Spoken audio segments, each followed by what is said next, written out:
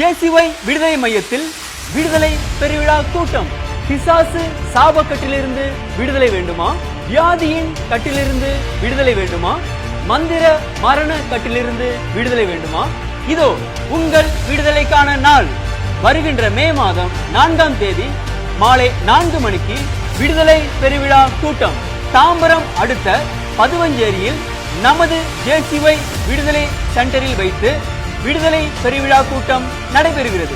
உங்களை அன்புடன் அழைக்கும் நமது சகோதரர் அந்தோணி ராஜா அவர்கள். தொடர்புக்கு 9848899948 மற்றும் 7867995528. உங்கள் யாவரையும் அன்புடன் அழைக்கிறோம். இயேசு உன்னை மாற்றுகிறார் விடுதலை ஊழியத்தின் மூலம் பாவத்தினாலும் சாபத்தினாலும் பிசாசின் பிடியில் இருந்தும் பலதரப்பட்ட மக்களுக்கு இயேசு விடுதலை கொடுத்து வருகிறார். தினமும் அநேகர் நம்முடைய JCY விடுதலை ஸ்தலத்திற்கு வந்து தேவன் கொடுக்கும் விடுதலையையும் சுகத்தையும் பெற்று செல்கிறார்கள். ப்ரேயர் பண்ணுறப்ப எனக்கு அந்த போராட்டம், பிசாசு போராட்டம் எல்லாமே என்னை விட்டு மாறிச்சு. என் மகள் விடுதலை ஆகலையே, நம்ம என்ன இப்படி வாழ்க்கை நான் ரொம்ப கவலைப்பட்டேன். இப்போ ஆண்டனி பிரதருக்கு ஒரு ப்ரேயருக்கு நான் அட்டன் பண்ணேன். என் மகளை கூப்பிட்டு அன்னைக்கு என் மகளும் சந்தோஷமாக படிக்குது, நல்ல மார்க் எடுத்துருச்சு. ஏன்னா இப்போ நிறைய மாற்றம் என் குடும்பத்திற்கு. நானும் வேலைக்கு போய் நான் வேலை சேர்த்து நான் நல்லா வேலை செய்கிறேன்.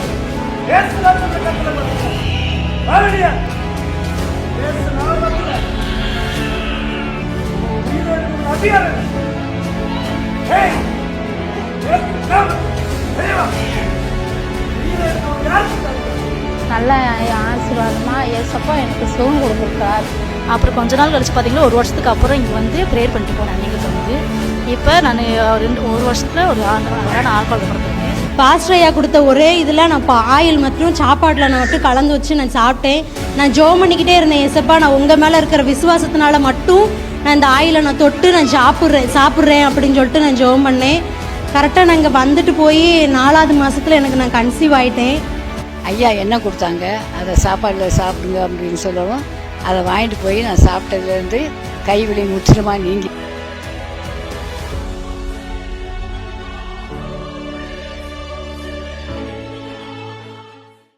ஆண்டவராக இயேசுவின் இனிதான நாமத்தினாலே என் அன்பு JCY குடும்பத்தினர் மற்றும் இந்த சேனலை சப்ஸ்கிரைப் பண்ணியிருக்கிறவங்க, ஒவ்வொரு மாதமும் நம்முடைய நிகழ்ச்சியை பார்த்து கொண்டிருக்கிற உங்கள் அனைவரையும் இயேசுவின் இனிதான நாமத்தினால உங்களுக்கு இந்த மே மாத வாழ்த்துக்களையும் ஆசீர்வாதத்தையும் நான் சொல்லிக்கொள்ள விரும்புகிறேன். கர்த்தர் நல்லவர், அவர் கிருபை என்று மாறாதது. இந்த வருஷத்தில் 5ஆவது மாதத்தை கர்த்தராகிய ஆண்டவராகிய இயேசு கிறிஸ்து அதை காண கொடுத்திருக்கிறார். அவருக்கு மகிமை உண்டாகட்டும்.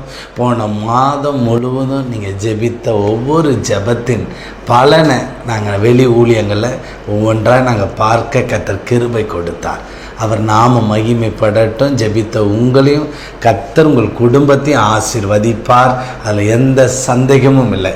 ஏனென்றால் அவருடைய நாமம் பிரஸ்தாபமாகணும், அவருடைய நாமம், அவருடைய ராஜ்யம் பெருகணும் என்பதற்கு ஜெபிக்கிற உங்களை போல குடும்பத்தை தான் அவர் தலைக்க பண்ணணும். அதுக்காக தான் நான் ஜெபிக்கிறேன். கர்த்தர் கண்டிப்பாக உங்களை ஆசீர்வதிப்பார். விசேஷித்த வண்ணமாக இந்த மே 1ஆம் தேதி அதுவுமா இன்று இரவு 9:30 மணிக்கு விடுதலை நேர நிகழ்ச்சி நம்முடைய ஊழியத்திலிருந்து ஒவ்வொரு வாரமும் வேலைக்கிழமை நடக்குதுல, அது இன்று நடைபெறும். இந்த கூட்டத்தில் நீங்கள் கலந்து கொள்ளுங்கள். அது மாத்திரமில்லை, இந்த கூட்டத்தை குறித்து உங்கள் நண்பர்கள், உறவினர்கள், உங்களுக்கு தெரிந்த கிறிஸ்துவ குழுக்களுக்கு இந்த கூட்டத்தை குறித்து நீங்கள் தெரியப்படுத்துங்க. அதை பகிர்ந்து கொள்ளுங்கள். அந்த போஸ்டர் உங்களுக்கு அனுப்புங்க, அது பகிர்ந்து கொள்ளுங்கள். அது மிகுந்த ஆசீர்வாதமாக உங்களையும் உங்கள் குடும்பத்தை கர்த்தர் ஆசீர்வதிப்பார். விசேஷமாக பல வருடங்களுக்கு பிறகு மறுபடியும் விடுதலை பெருவிழா கூட்டம் வருகிற ஞாயிற்றுக்கிழமை 4ஆம் தேதி 4 மணிக்கு நம்முடைய விடுதலை மையத்தில் வைத்து நடைபெறுகிறது. அதனால் இந்த கூட்டத்தில் நீங்கள் கண்டிப்பாக கலந்து கொள்ளுங்கள். மிகுந்த ஆசீர்வாதம். நீங்கள் வியாதியில் இருக்கலாம், இல்லை பிசாசின் பிடினால் கட்டப்பட்ட நிலைமையில் இருக்கலாம். கண்டிப்பாக அந்த நாளில் இயேசு உங்களுக்கு ஒரு விடுதலை கொடுப்பார். இயேசு உங்களை குணப்படுத்துவார், உங்களை சுகப்படுத்துவார். அதனால் எதுவும் நீங்கள் மறந்துடாதீங்க. இந்த கூட்டத்தில் கலந்து கொள்ள பிரயாசப்படுங்க. இயேசுவினுடைய தொடுதலை நீங்கள் உணருவீங்க. நாங்கள் இது வரைக்கும் பார்த்துருக்குறோம். ஒவ்வொரு கூட்டத்திலையும் இயேசு இறங்கி வந்து தொட்டு குணமாக்குகிறார். உங்களுக்கு அதை செய்வார். நீங்கள் தவறாமல் வருகின்ற ஞாயிற்றுக்கிழமை 4ஆம் தேதி 4 மணிக்கு இந்த கூட்டம் நம்முடைய ஜேசுவ விடுதலை மையத்திலேருந்து நடைபெறுது. நீங்கள் ஒரு இது இங்கே எங்கே இருக்கலாம்னு நினைக்கலாம். அது ஒன்றும் இல்லை, நம்ம சென்னை தாம்பரம் அடுத்த பதுவஞ்சேரி என்ற ஒரு கிராமம் இருக்குது. அது பக்கத்தில் தான் இந்த சென்டர் இருக்குது. நீங்கள் கூகுள் மேப்பில் போய் ஜேசுவ டெலிவரன்ஸ் சென்டர்னிங்கன்னா அதில் போட்டிருக்கோம், சேலையூர்னு போட்டிருக்கோம். அங்கே நீங்கள் வந்து கலந்து கொள்ளுங்கள். விசேஷமாக கர்த்தர் உங்களை ஆசீர்வதிப்பார். ஆண்டவருடைய நாம மகிமைப்படட்டும். அது மாத்திரமல்ல, இந்த மே மாதத்தில் 1ஆம் தேதி அதுமா நம்ம எப்பொழுதுமே ஒவ்வொரு மாதம் தேவனுடைய வாக்குத்தத்தத்தை கேட்குறோம். இந்த வாக்குத்தத்தம் ஒரு வல்லமை உள்ளது. இது தேவன் தம் பிள்ளைகளுக்காக வைத்திருக்கிற ஆசீர்வாதங்கள், நன்மைகள், விடுதலைகள். அது ஒரு உயர்வுக்குள்ளே கொண்டு போகிற ஒரு வாக்குத்தத்தம் தான். அது எப்பொழுதுமே தம் பிள்ளைகளுக்காக அவர் அதை செய்கிறார், அதை கொடுக்கிறார், அதை அனுபவிக்க வைக்கிறார். அதுதான் அவருடைய சித்தம்.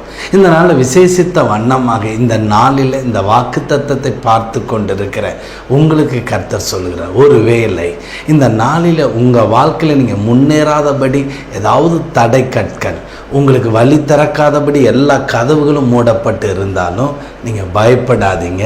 இந்த நாளில் இயேசு உங்கள் தடை கற்களை உடைத்து உங்கள் வாசல்களை அவர் திறக்கிறத நீங்கள் இன்றைக்கி பார்ப்பீங்க. கர்த்தர் அதை உங்களுக்கு செய்வார். இயேசு உங்களுக்கு செய்ய போகிறார். உங்கள் வாழ்க்கையில் இருள் சூழ்ந்த மாதிரி இருக்கலாம், வெளிச்சமே வராதபடி ஒரு இருளுக்குள்ளே கடக்கலாம், பாவம் என்ற சிற்றின்பத்துக்குள்ளே கடக்கலாம், விடுதலை பெற்றுக்கொள்ள முடியாமல் வீடு ஒரு இருள் அடைந்தது போல இருக்கலாம். ஆனால் ஆண்டவராகிய இயேசு இன்று உங்கள் வீட்டுக்குள்ளே நுழைந்து உங்கள் இருளை அவர் வெளிச்சமாக்க செய்கிறத நீங்கள் பார்ப்பீங்க. உங்களுடைய வாழ்க்கையில் கர்த்தர் செய்கிறத அவருடைய வல்லமை வெளிப்படும். உங்கள் வாழ்க்கையில் நீங்கள் தோல்வி அடைந்து போயிருக்கலாம், ஒரு ஜெயம் இல்லாமல் நீங்கள் இருக்கலாம், அல்லது உங்களுடைய தொழில், உங்களுடைய வியாபாரம் நீங்கள் ஆரம்பித்து அது தோல்வி அடைந்து நஷ்டத்தில் போயிருக்கலாம்.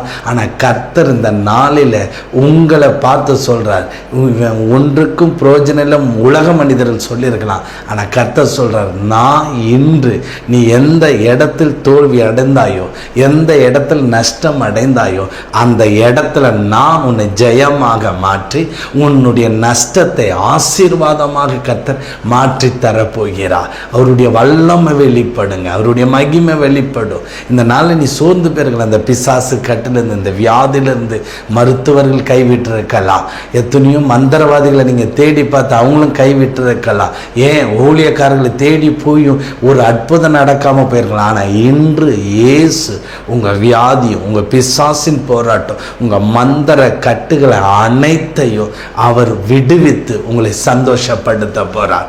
அதனால தான் ஆண்டவர் இன்றைக்கு இந்த வாக்குத்தத்தத்தை உங்களுக்கு சொல்ல சொன்னார். உங்கள் வீட்டில் வேதாகம் இருந்தால் எடுத்துக்கொள்ளுங்க, இல்லைன்னா நாங்கள் சொல்றதை நீங்கள் கவனிக்கணும். மார்க் எழுதின சுவிசேஷ புஸ்தகம் 9வது அதிகாரத்தில் 23வது வசனம் கர்த்தர் சொல்றாரு, விசுவாசிக்கிறவனுக்கு எல்லாம் கூடும். இன்றைக்கு கர்த்தர் சொல்றார், விசுவாசிக்கிறவனுக்கு எல்லாம் கூடும் என்று கர்த்தர் சொல்லுகிறார். இன்றைக்கு இதை பார்க்குற நண்பு சகோதரன், உன் விசுவாசம் உன்னை விட்டு அது விலகி போய்விட்டது. காரணம் என்ன? ஏன் உன் விசுவாசம் ஒளிந்து போனது? நீ தேடி தேடி போய் பார்த்த, யார் மூலியமாவது ஒரு அற்புதம் நடக்காதா? யார் மூலியமா விடுதலை நடக்காதா? என்னுடைய தோல்விகள் என் ஜெயமாக மாறாதா? என்னுடைய நஷ்டங்கள் ஆசீர்வாதமாக மாறாதா? என் இருள் வெளிச்சமாக மாறாதா? என் குடும்பத்தில் ஒரு சந்தோஷம் மகிழ்ச்சி வராதா? நீ போகாத இடம் இருக்காது, நீ தேடாத கோயில்கள் இருக்காது, நீ இருந்த அதாவது உபவாசங்கள் நிறைய இருந்திருக்கலாம். ஆனால் எல்லாம் தேடி பார்த்து இன்னைக்கு ஒன்றுமே இல்லாமல் உட்கார்ந்து கொண்டு இருக்கிற பல கூட்டங்களுக்கு நீங்கள் போனீங்க, தேடி போய் பார்த்தீங்க, அந்த ஜெபத்தில் அட்டன் பண்ணீங்க, உங்களை வர சொன்னாங்க, நீங்களும் போனீங்க. ஆனால் அற்புதம் பெற்றுக்கொள்ளாமல் இன்னைக்கு வீட்டில் ஒரு மூலையில் உட்கார்ந்து இருக்கிறீங்க, சோபாவில் உட்கார்ந்து இதை பார்த்து கொண்டு இருக்கிறீங்க. இவர் என்ன சொல்ல போறார் அப்படித்தானே நீங்கள் நினைச்சிட்டு இருக்கிறீங்க. நான் என்ன சொல்ல போறேன் நீங்கள் கவனிச்சாலே போதும். அந்த இயேசு உங்களுக்கு ஒரு அற்புதத்தை செய்வார். இன்னைக்கு அந்த இயேசு தான் என்ன சொல்றார் தெரியுமா? நீ விசுவாசிக்க கூடுமானால் கூடுமானால் கண்டிப்பா நடக்கும். ஆண்டவர் சொல்றாரு, நீ விசுவாசிச்சா நடக்கும். இது யாருக்கு சொன்னார் தெரியுமா? ஒரு தகப்பன். அந்த மகனுடைய வாழ்க்கை குறித்து பாருங்களேன், எழுதப்பட்டிருக்கு. அந்த தகப்பனார் சொல்றார் பாருங்களேன் 17. அப்பொழுது ஜனக்கூட்டத்தில் ஒருவர் அவரை நோக்கி, போதகரே, ஊமையான ஒரு ஆவி பிடித்த என் மகனை உம்மிடத்தில் கொண்டு வந்தேன். அது அவனை எங்கே பிடித்தாலும் அங்கே அவனை அலைக்கழிக்கிறது. அப்பொழுது அவன் நுரை தள்ளி பல்லை கடித்து சோர்ந்து போகிறான். அதை துரத்தி விடும்படி உம்முடைய சீசரிடத்தில் கேட்டேன், அவர்களாலும் கூடாமல் போயிற்று என்றான். நல்ல கவனி, அவனுடைய மகனை ஒரு பிசாசினால பிடித்து கொண்டு பேச மாட்டான். அவன் தீயிலும் தண்ணீரும் விழுந்து கொண்டு அவனை அலக்கழித்து கத்துறதும் ஆடுறதும், இதுதான் அந்த பிசாசினால் அவன் கட்டப்பட்டிருந்த ஒரு சூழ்நிலையில் இருக்கிறான். அப்போ அவன் ஆண்டவருடைய சீசர்களிடத்தில் இயேசுடைய ஊழியக்காரர்கிட்ட கூட்டு போகிறாங்க. அவங்களால முடியாமல் போய்விட்டது. அதனால இயேசுகிட்ட போய் அவன் முறையிடுகிறான். அவர் பிரியத்திரமாக சொல்கிறார், விசுவாசம் இல்லாத சந்ததியரே, எது வரைக்கும் நான் உங்களோடு இருப்பேன், எது வரைக்கும் அப்படி பொறுமையாக இருப்பேன்ட்டு சீசர்களை சொல்லிட்டு உடனே இயேசு அந்த மனிதர்கிட்ட கேட்கிறார். அவனை அவரிடத்தில் கொண்டு வந்தார்கள். அவரை கண்டவுடன் அந்த ஆவி அவனை அலைக்கழித்தது. அவன் தரையில் விழுந்து நுரை தள்ளி புரண்டான். நல்லா கவனிச்சிங்க, இயேசுவை கண்ட உடனே அதை அலைக்கழிக்கிறது, ஆடுது, எல்லாமே நடக்கிறது. நீங்களும் எந்த கூட்டத்துக்கு போனாலும் இப்படிலாம் நடக்க தான் செய்யும். அது நுரை தள்ளி வீழும். இயேசு அந்த பிரசன்னமாகி விட்டால் அந்த இடத்துல இயேசுவின் வல்லமை வெளிப்படும் போது அது எல்லா காரியம் நடக்கணும். ஆனால் அது புறப்படணும். இதான் முக்கியம். உங்கள் வாழ்க்கையில் அது புறப்பட்டு போகணும். அந்த உடலை விட்டு அது விலகி போகணும். இதுதான் இந்த இடத்துல ஆண்டவர் பாருங்களேன்.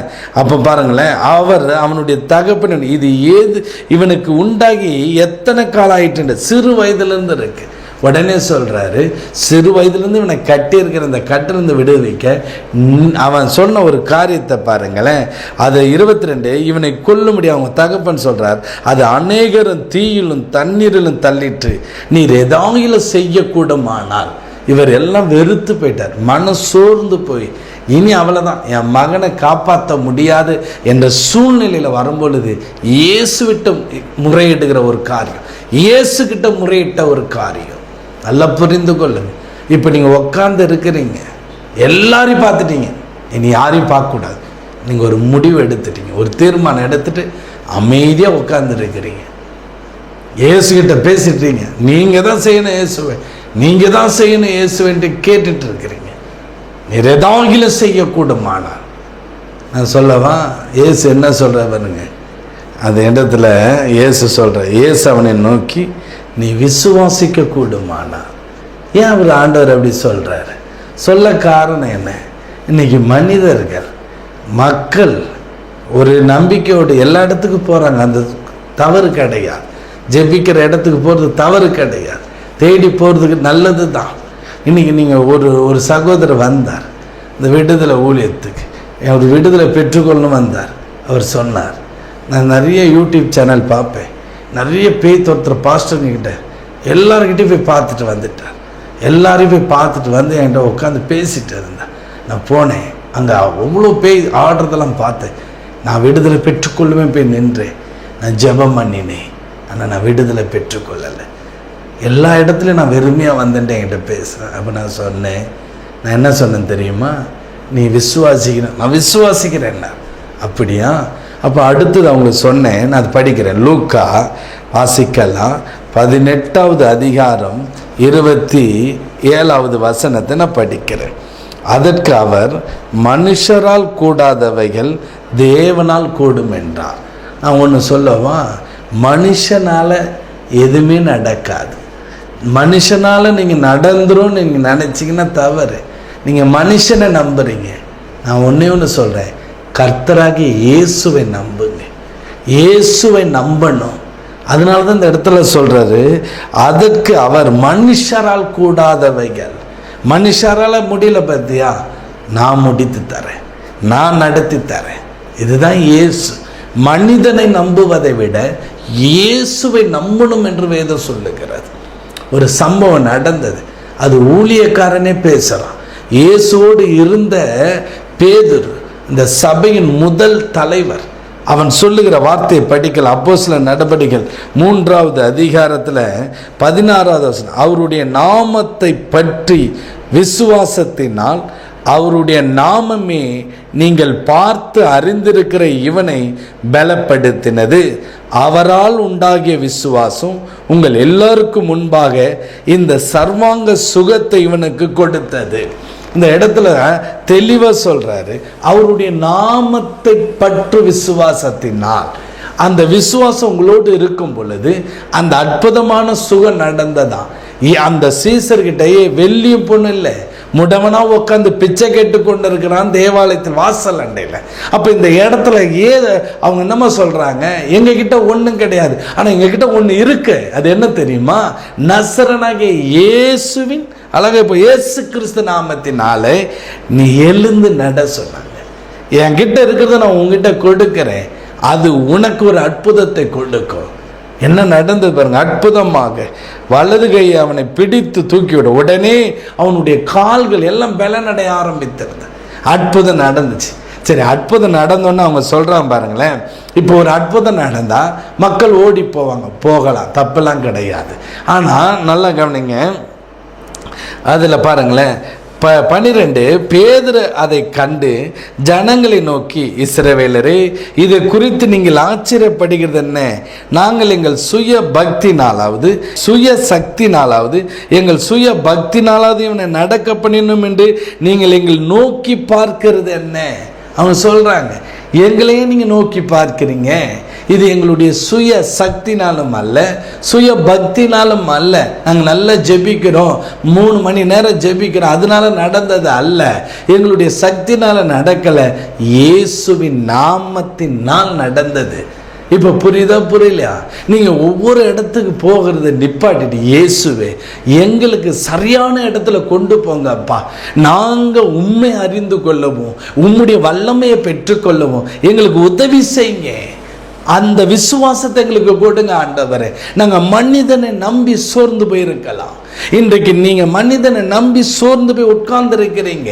நீங்க ஒவ்வொரு ஊழியத்துக்கு ஓடி ஓடி உங்களை களைத்து போய் உட்கார்ந்து இருக்கிறீங்க. நான் ஒன்று சொல்லிக்கொள்ள விரும்புகிறேன், நீ இயேசுவை மாத்திரம் நம்பு, இயேசுவை மாத்திரம் தேடு. ஏதோ ஒரு மனிதனை அல்ல. அதனால தான் கர்த்தர் சொல்றாரு, மனிதரால் கூடாதது தேவனால் இன்னைக்கு கூடும். அதை தான் கர்த்தர் நீ விசுவாசிக்கணும். ஆபிரகாம் வாழ்க்கையில யாருமே கிடையாது. ஆண்டவர் அவனுக்கு சொன்ன வார்த்தை அவன் விசுவாசிச்சான், அது நீதியாக எண்ணப்பட்டது. எவ்வளவு ஒரு பெரிய வாக்குத்தத்தம் பாருங்க. இன்னைக்கு இயேசுவின் நாமத்தை மாத்திரம் நீ நம்பிப்பார். நீ எந்த மந்திரவாதி, அவர் வித்தையில பெரிய காரியத்தை செய்வார், யாராலையும் முடியாது. எல்லாரும் ஒரு எண்டு முடிஞ்சிடும். ஆனால் எண்டே இல்லாமல் அற்புதங்களை செய்கிறவர் தான் இயேசு கிறிஸ்து. இயேசுவை எவ்வளோ அவர் வாழ்ந்த காலத்தில் அவர் முடக்க பார்த்தார்கள். அவர் மரித்த பிறகு அவரை அடக்கம் பண்ணி அவர் வெளியே வரக்கூடாது பார்த்தாங்க. அவரை யாராலையும் தடுக்க முடியல. அவருடைய வல்லமை வெளிப்பட்டு கொண்டே இருக்கு, இன்று வெளிப்பட்டு கொண்டு இருக்கிறது. இந்த ஊழியத்தில் நாங்கள் பார்க்குறோம், பலர் வராங்க, விடுதலைக்குள்ளே வரும்போது அவங்களை விடுதலைக்குள்ளே நடத்துவோம். அவங்களுக்கு என்ன பிரச்சனை, ஏன் இது ப்ராப்ளம், இதுக்கு காரணம் இது, எப்படி இயேசு குணமாக்குவார் சொல்லி அந்த விடுதலைக்குள்ளே நாங்கள் நடத்துகிறோம். அது அவங்க விசுவாசிக்கிறாங்க. பிலீவ் பண்ணும்போது அற்புதம் நடக்கிறது. அவருடைய வல்லமை பெரியது. இன்றைக்கு அதே தேவன் உங்களுக்கு வல்லமையை செய்வார். அவர் கையில் அந்த வல்லமை இருக்கு. அவர் நாமத்துக்கு முன்பாக எல்லாம் அடங்கி போய்விடும். கர்த்தருடைய மகிமை, அவருடைய நாமம் எப்படிப்பட்டது? பிலிப்பியர் எழுதின நிருபத்தில் 2வது அதிகாரம் 9வது வசனத்தை நான் வாசிக்கிறேன் பாருங்களேன். பிலிப்பியர் எழுதின புஸ்தகம் 2வது அதிகாரம் 9, ஆதலால் தேவன் எல்லாவற்றிற்கு மேலாக அவரை உயர்த்தி இயேசுவின் நாமத்தினால் வானோர் பூதலத்தோர் பூமியின் கீழானோருடைய முழங்கால் யாவும் முடங்கும்படி. அவருக்கு முன்னாடி எல்லாம் முடங்கிறங்க. அது வானத்திலிருந்து கிரியை செய்கிற வல்லமையா இருக்கலாம், நட்சத்திரத்தின் கிரியைகள் இருக்கலாம், கிரகங்களை நாட்களை குறித்து அது செய்வினையா இருக்கலாம், எல்லாம் அடங்கி போகும். இல்லை இந்த உலக பிரபஞ்சத்தின் மனிதர்கள் எல்லா அரசியல் தலைவர்கள் அரசு அதிகாரி எல்லாத்தையும் அவருக்கு முன்பாக முடங்கப்படும். இயேசு என்ற ஒரு நாமம் தான்.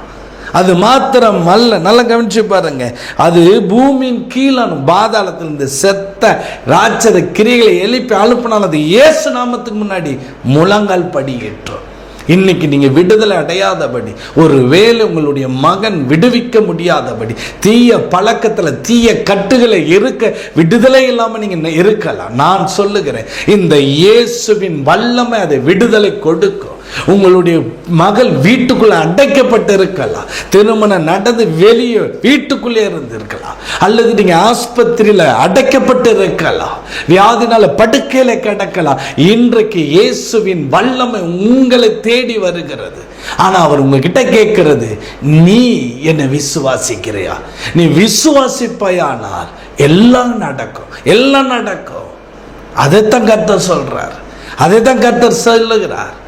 நல்ல கவனிங்க. உடனே அந்த தகப்பன் என்ன செஞ்சார் பாருங்க, அதுதான் பெரியது. உடனே அந்த தகப்பன் சொல்லுகிறாரு, மார்க் எழுதின சுவிசேஷ புஸ்தகத்தில் அவர் சொல்றாரு பாருங்களேன். அவர் கேட்ட உடனே பிள்ளையின் தகப்பன் 24, விசுவாசிக்கிறவன் ஆண்டவரே என் அவ்விசுவாசம் நீங்கும்படி உதவி செய்யும் என்று கண்ணீரோடு சத்தமிட்டு அழுகிறான். கண்ணீரோடு சத்தமிட்டு அவனுடைய அவ்விசுவாசம், அவன் சொல்றான், ஆமா நான் அவ்விசுவாசம் ஆயிட்டேன். அவன் ஒப்பு கொடுக்கிறான்.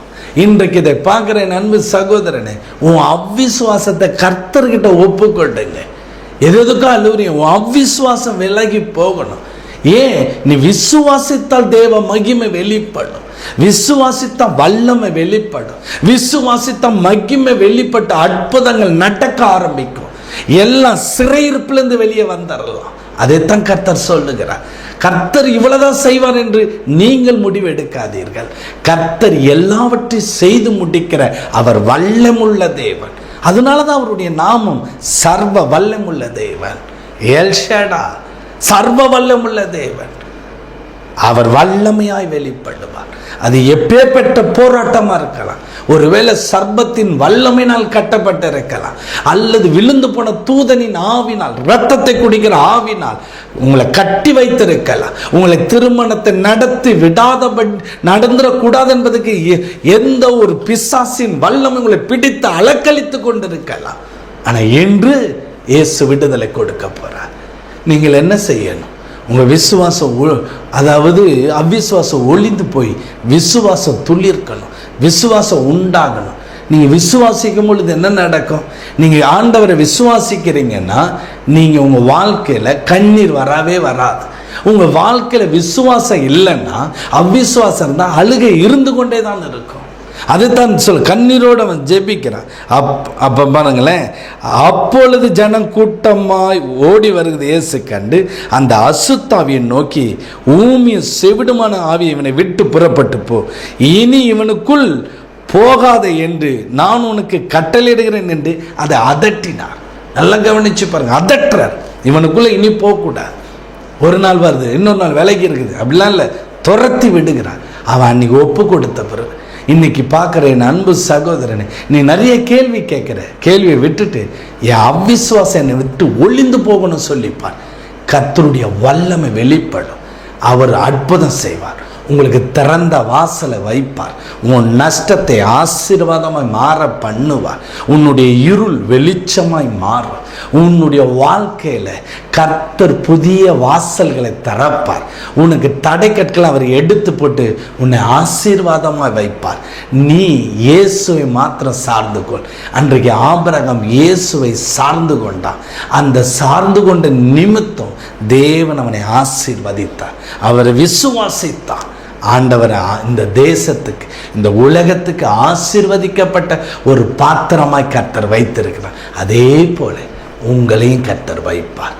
ஆனால் உங்க அவ்விசுவாசம் ஒளிந்து போகணும், ஒளிந்து போகணும். நீங்க அவரை விசுவாசிக்கணும், இயேசு நாமத்தை நம்பி பார்க்கணும்.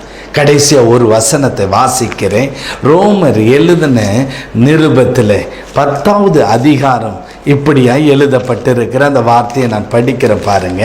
ரோமர் 10:13, அதனால் கர்த்தருடைய நாமத்தை தொழுது கொள்ளுகிற எவனும் ரட்சிக்கப்படும்.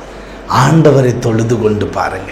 இன்னைக்கு யார் யாரோ நீங்க பிரைஸ் பண்றீங்க, பாராட்டுறீங்க, எதோ செய்யறீங்க. நான் ஒன்னே சொல்ல, கர்த்தரை தொழுது கொண்டு பாருங்க. கர்த்தரை நல்லா துதித்து பாடுங்க. கர்த்தரை சோத்திரம் பண்ணி பாருங்க. உங்க வீட்டுக்குள்ள ஒரு ரட்சிப்பு இன்னைக்கு நடக்கும், ஒரு விடுதலை இன்னைக்கு நடக்கும். எல்லா கட்டுகளும் வியாதிகளும் நோய்களையும் கர்த்தர் சுகமாக்குவார். ஆனால் நீங்கள் மனிதனை நம்பாதீங்க, இயேசுவை மேலே ஒரு நம்பிக்கை வைங்க, அற்புதத்தை பார்ப்பீங்க. இந்த மாதத்தில் அதிசயம் நடக்கும். நம்ம ஜெபிக்கலாமா? எல்லாம் அப்படியே கண்களை மூடும். அன்புள்ள தகப்பனே, எல்லாரும் அப்படியே கொஞ்ச நேரம் நன்றி செலுத்துங்க. அப்பா, உண்மை நான் துதிக்கிறேன், உண்மை மகிமைப்படுத்துகிறேன். நீ நல்லவரும் வல்லவருமாய் இருக்கிறீங்க. அப்படியே சோதரம் பண்ணுங்க, துதிக்க ஆரம்பிக்கிங்க, நன்றி சொல்ல ஆரம்பிங்க.